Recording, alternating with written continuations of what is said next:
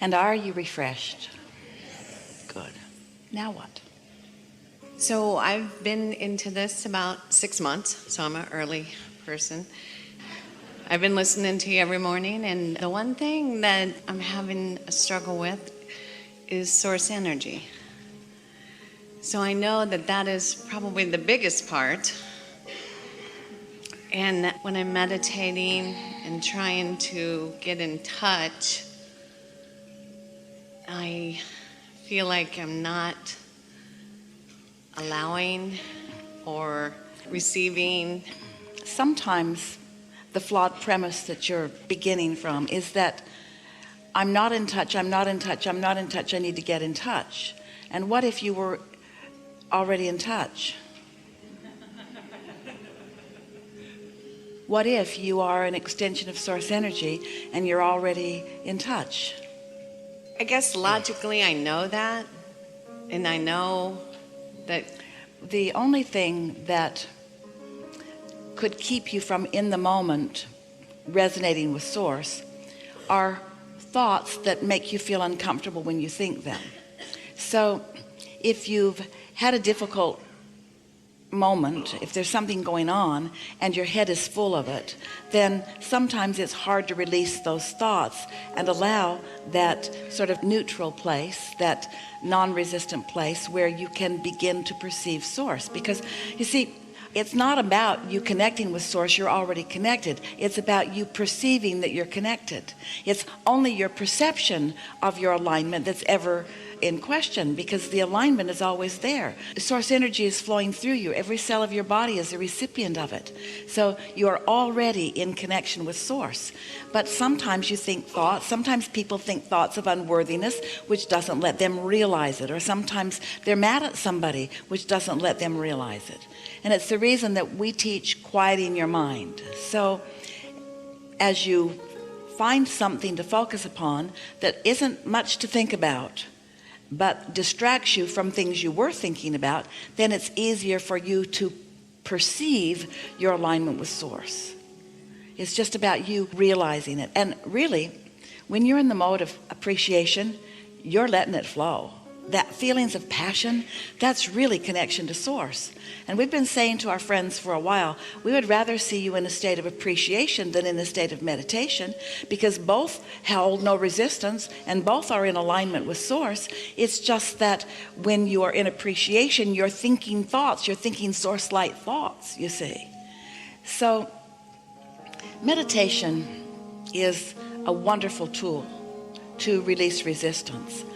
But like all tools, it works better if there's not a lot of resistance to release to begin with. If you get yourself all balled up about something and really worried about something, as a last-ditch effort you sit to meditate, you're not going to be able to quiet your mind, because law of attraction is going to take you there and there and there and there and there, and then you're going to say source must be out to lunch because source didn't come and get me. Well, it isn't that source was right there for you, you just weren't ready to perceive. And so let's use the word perceive and receive interchangeably for a little while.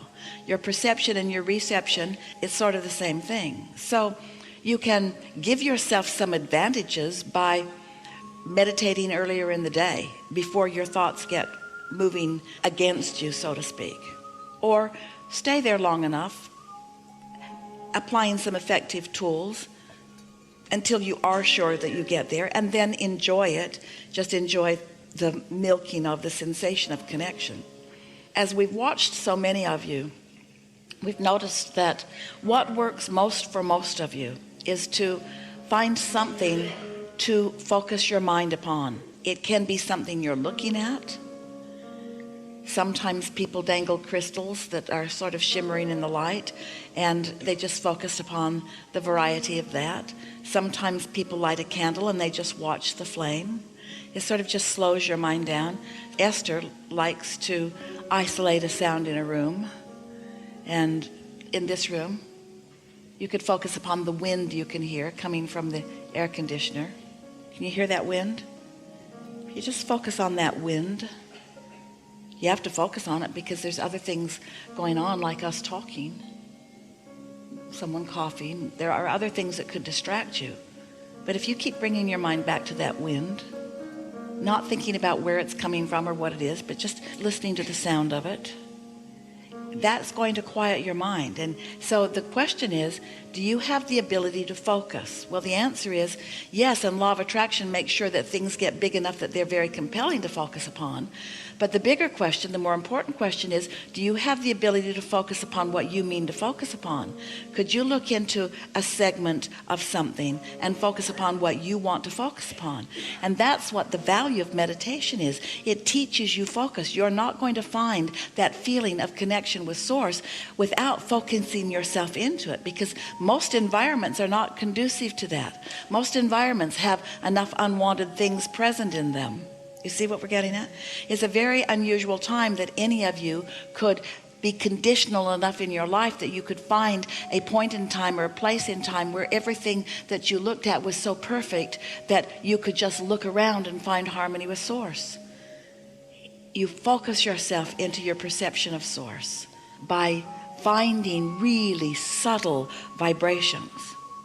Because sometimes you go too hard into what you want. Sometimes people use meditation to sort of affirm what they want, and without even meaning to, they go over here too far to something that they want that hasn't manifested yet, that they're not ready for, and then they don't let what they are ready for happen. But what you are all ready, without exception, what you are all ready for is to quiet your mind and allow Source to be within you unrestricted. There is not one of you who is not ready for that, you see. So it's just about non-thought. Esther started by counting her breaths, not even keeping count of them so much as noticing this one's out, this one's in, this one's out, this one's in. It's really boring. This one's out, this one's in, this one's out, this one's in. Still boring. This one's out, this one's in. But after a little while, this one was delicious, and this one was delicious, and this one was satisfying, and so was this one. And then she felt detached. And she knew she was detached because her whole body felt numb. Sort of in the chair but not in the chair. Touching the chair but not feeling the chair. A very clear distinction between her toe and her nose, but she couldn't tell it. Because she was only focused upon in and out, in and out. Not even about lungs, not even about air. In other words, after a little while, it was just all vague. There was just no attention to anything. And when there's no attention to anything, then you're in pure concert with your Source. Now you do that for a little while every day. And what will happen is you'll find that alignment, and then before you know it, you'll think a thought that Source is thinking. That happened to Esther for a while, and she thought those were her thoughts. They sounded a lot like her. And so then she would just go back and breathe more and more and more and more. So we really appreciate your request for this, because it is the sure way to release resistance. So we say release resistance, and then once you release resistance, what that really means is you've stopped momentum. You've stopped any contradictory resistant momentum. Of course, you cannot stop the momentum of your Source. So in stopping resistant momentum, you've allowed the momentum of love. You've allowed the momentum of your inner being's attention and appreciation of you.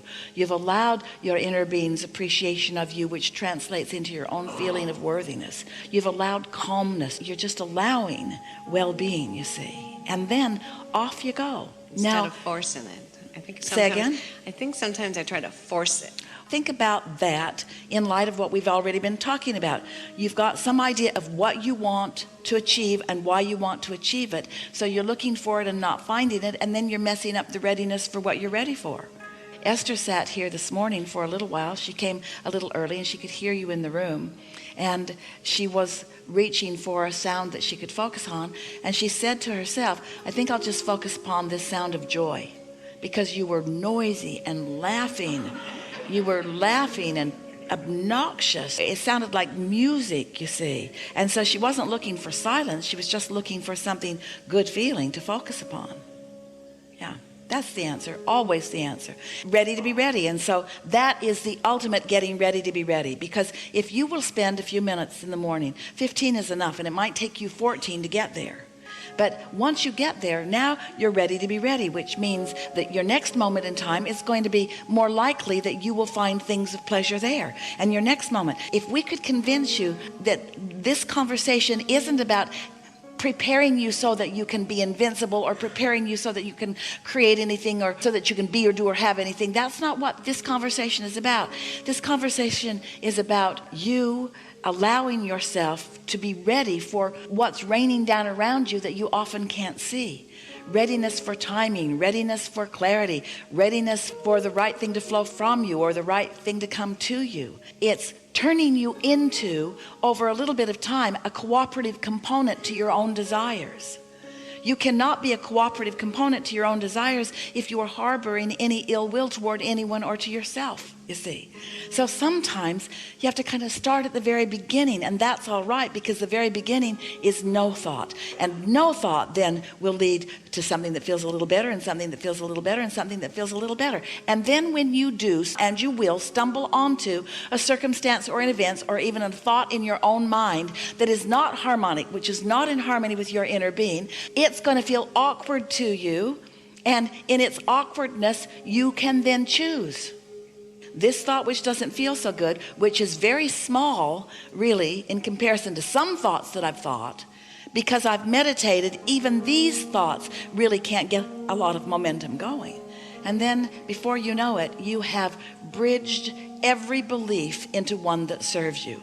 The belief that you held that you weren't good enough has morphed into one that of course you are.